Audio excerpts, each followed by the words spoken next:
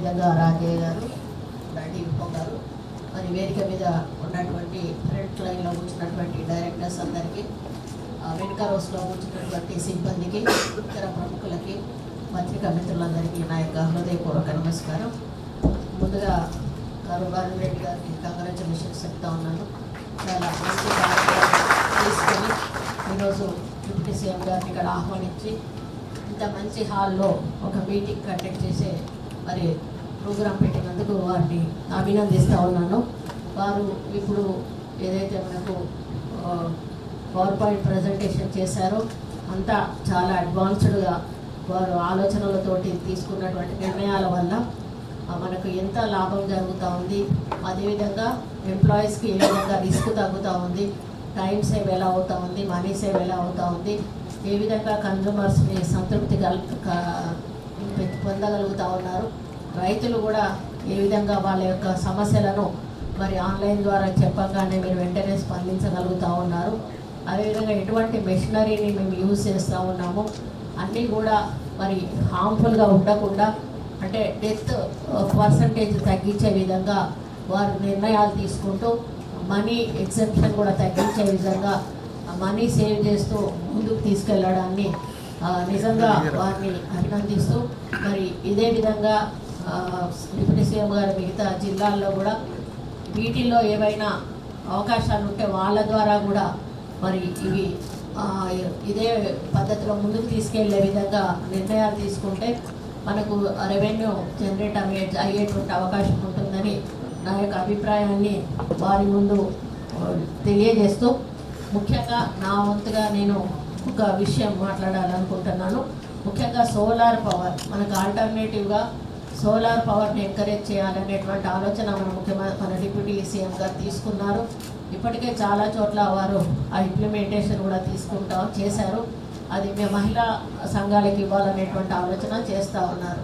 అయితే నేను మొన్న ఒక దగ్గర సందర్భంలో చదివినప్పుడు ఏమైందంటే ఇప్పుడు ఏదైతే ప్యానల్ సోలార్ ఉందో అది ఓన్లీ ఎండ ఉన్నప్పుడు మాత్రమే మనకు సోలార్ ఛార్జ్ అవుతుంది.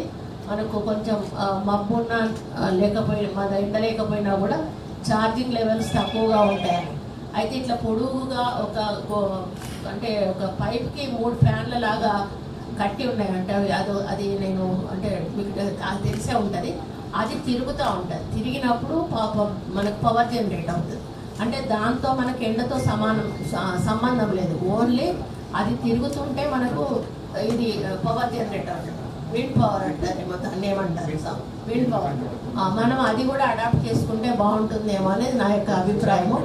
అది కూడా కొంచెం పరిశీలించినట్టయితే మనకు మరి దాని వాల్యుయేషన్ ఎంత ఉందో దానికి తేడా ఎంత ఉంటుందో దాన్ని చూసుకొని, ఎందుకంటే పొలాల్లో ఎక్కువగా ఓపెన్ ఏరియా ఉంటుంది కాబట్టి అక్కడ మనకు విండ్ ఎక్కువగా వచ్చేటువంటి ఛాన్సెస్ ఉంటాయి.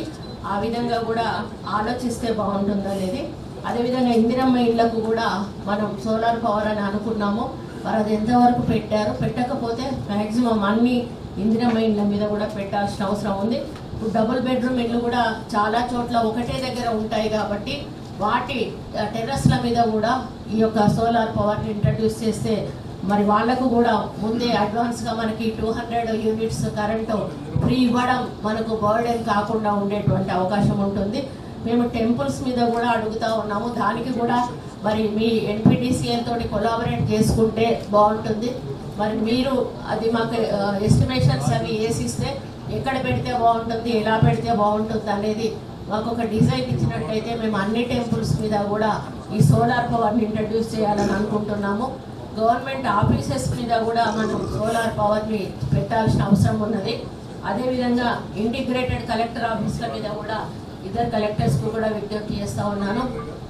అక్కడ కూడా మనం సోలార్ పవర్ తీసుకుంటే బాగుంటుంది. మరి సబ్స్టేషన్స్ దగ్గరగా మా ఎండోమెంట్ ల్యాండ్స్ ఏమైనా ఉంటే కూడా మీ నోటీస్లో ఉంటే 100% చెప్పండి. మా ఎండోమెంట్ ల్యాండ్స్ మేము ఇవ్వడానికి సిద్ధంగా ఉన్నాం సబ్స్టేషన్స్ దగ్గర. అక్కడ మనం సోలార్ పవర్ పెట్టుకున్నట్టయితే మీరు అది ఫీడర్ ఏదైతే ఉందో మీరు ఛార్జ్ చేసుకోవడానికి అవకాశం ఉంటుంది. కాబట్టి అదేవిధంగా పోల్స్కి ఏమైనా పెట్టడానికి అవకాశం ఉంటుందని నాకు తెలియదు టెక్నికల్గా.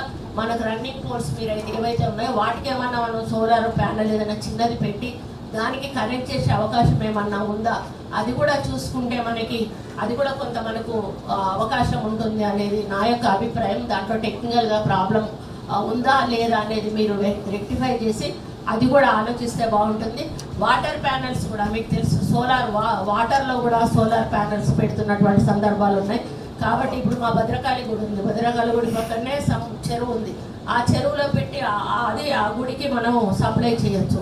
అటువంటి వాటిని కూడా ఐడెంటిఫై చేసి ఆ విధంగా కూడా మనం మ్యాక్సిమం మనం ప్రొడక్షన్ చేసేదానికంటే కూడా మనం బయట నుంచి ఈ విధంగా సోలార్ ద్వారా తీసుకుంటే మనకు చాలా రెవెన్యూ మిగిలేటువంటి అవకాశం ఉంటుంది. మనకు మళ్ళీ ఎక్స్పెండిచర్ కూడా తగ్గేటువంటి అవకాశం ఉంటుంది. కాబట్టి అన్నకి నేను ముందే చెప్పాను, మా దేవాదాయ శాఖ తరఫున మీ ఎలక్ట్రిసిటీ డిపార్ట్మెంట్కు ఎక్కడ ల్యాండ్ అవసరం ఉంటే అక్కడ 100% ఇవ్వడానికి మేము రెడీగా ఉన్నాము. ఎందుకంటే అది ఉన్నా కూడా మాకు కబ్జాలకు గురవుతుంది. మరి అది దేవుడి మాన్యాలు కాబట్టి మాకు కొంత ఇన్కమ్ కూడా గుడికి వచ్చేటువంటి అవకాశం ఉంది. గుళ్ళకి మేము గుళ్ళని డెవలప్ చేసుకునే అవకాశం ఉంటుంది. కాబట్టి 100% మేము కోఆపరేట్ చేస్తాము.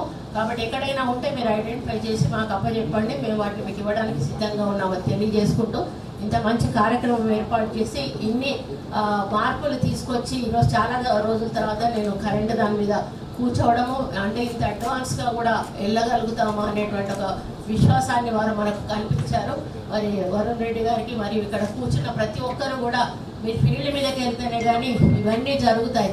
ఇక్కడ నుంచి కూర్చొని చెప్పడం వేరు, మీరు వెళ్ళి ఫీల్డ్ మీద పనిచేయడం వేరు. మీరు పని చేస్తేనే ఇది ఈరోజు ఒక జిల్లాకు పేరు వస్తుంది. అంటే ఆఫీస్ ఎంప్లాయీస్ మన ఫీల్డ్ మీద వర్కర్స్ మీద ఎక్కువ బాధ్యత ఉంటుంది. వాళ్ళందరినీ కూడా నేను అభినందిస్తూ వారి డైరెక్టర్స్ కూడా వాళ్ళు హైదరాబాద్ నుంచి వచ్చారు, వారికి కూడా ప్రత్యేక ధన్యవాదాలు తెలియజేసుకుంటూ మరి కృతజ్ఞత తెలియజేసుకుంటూ సెలవు తీసుకుంటాం.